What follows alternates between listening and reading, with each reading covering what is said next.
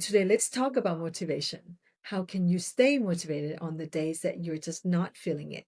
And I think every single person out there has had that day. And I mean, I'm just like you. I've had those days too. As a certified trainer, been doing this for 15 years. There have been many mornings where I do not want to work out either. The difference is I stopped waiting to feel motivated a long time ago because I learned something that changed my whole perspective that motivation is not a personality trait, it's a chemical. And once I understood that, I've stopped expecting it to show up. So here's what's actually happening on those days, the feeling of I'm ready, let's do this, that runs on dopamine. And dopamine is your brain chemical that makes you want to do something, feeling excited, having energy for it. And what we've now learned is that our hormones, when it starts to shift, when estrogen drops, right? So estrogen actually regulated the dopamine production. So when estrogen drops, dopamine dropped as well. So you're literally running on low levels of chemicals that create motivation on top of cortisol, which is running higher than usual because estrogen break is gone. Cortisol also suppresses dopamine. So you've got less dopamine being produced and more cortisol pushing it down further. And then if you slept badly, which we all know it happens from time to time, that's because progesterone drops, right? And that makes everything even worse because poor sleep also depletes that stuff even further. So when you wake up on one of these mornings and you feel like you just cannot do it, it is not laziness. It is not discipline problem.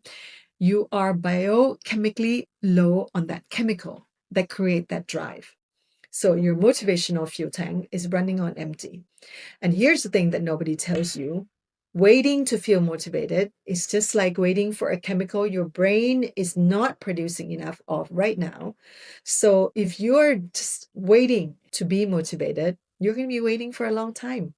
The trick is to not wait. You don't want to wait for motivation to start. You need to create motivation because this is what happened. Research shows action creates dopamine, not the other way around.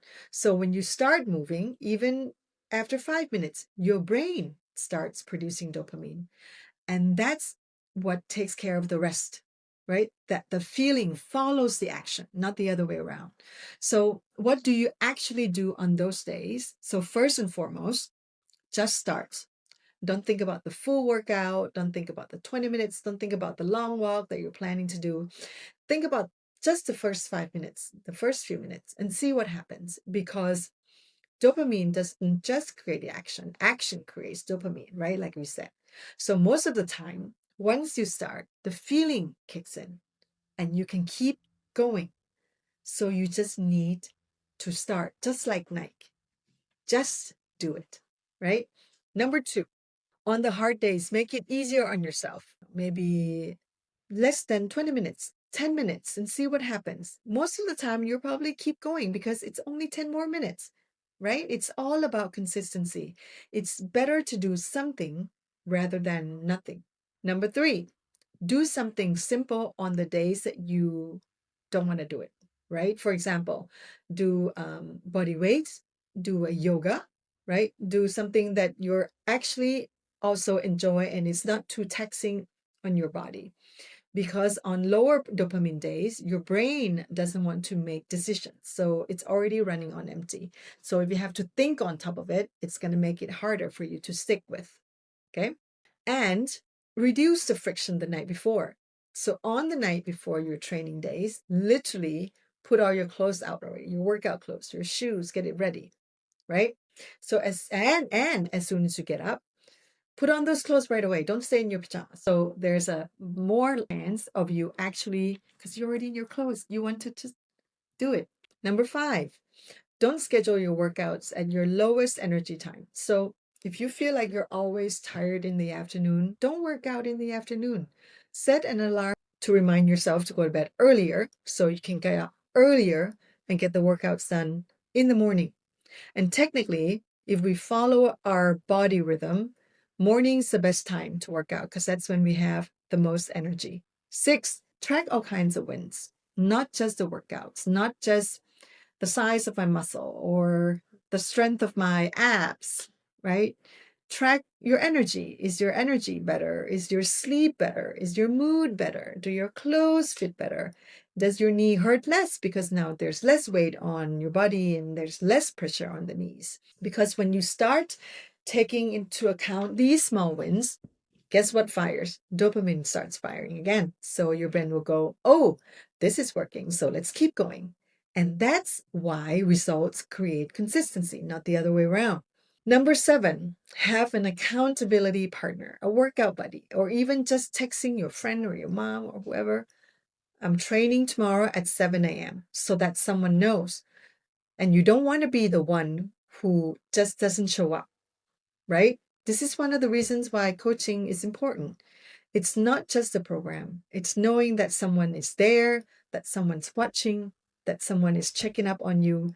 It is not weakness by any means. It's accountability, it's support, and it's human.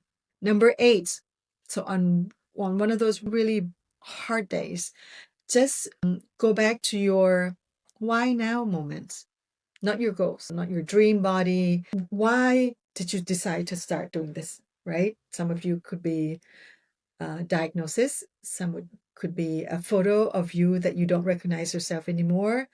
Some of you could be watching your mom or your friend's health declining and thinking, I'm not going to go down that road.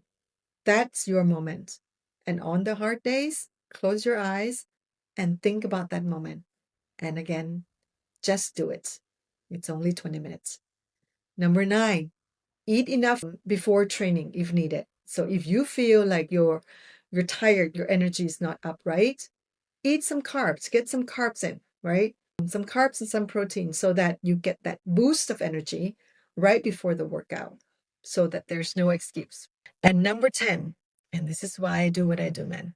On the days that are just not your days, right? The days that like a shitty day at work, or the day you're fighting with your husband or with your kids and you're just so tired and all you want to do is just binge watch Netflix for hours on the couch. I just want you to remember it's only 20 minutes. You can do 20 minutes. A 20 minutes of a bad workout still lowers that cortisol, still builds muscle, still improves insulin sensitivity. A bad workout beats no workout every time.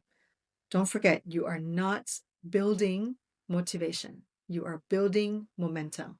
And you don't need to feel inspired. You just need to keep showing up, especially on the bad days.